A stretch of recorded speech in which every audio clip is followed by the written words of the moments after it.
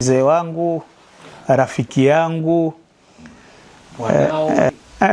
kabisa. Sasa nilivyosema huko, Mheshimiwa Rais akaniambia nije nikushike na mkono.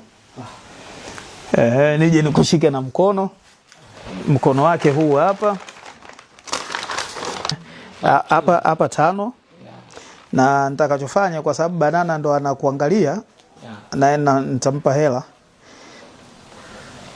Same amount. Yeye atakava mambo mengine yale ya sasa, anatakiwa kukupeleka hospitali, anatakiwa nini.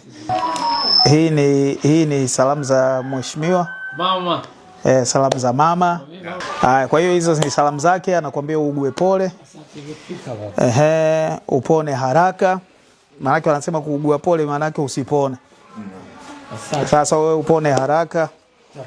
Mimi binafsi ningependa kukusikia unaimba tena, unapiga magita tena. Kweli mimi mama nakushukuru sana.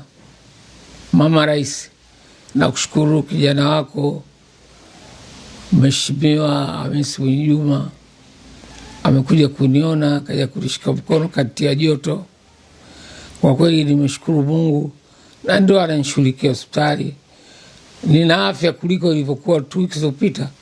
Nipata matatizo ya gesi, kwa kweli pata tabu. Asante, mkono wa mama nimeupata.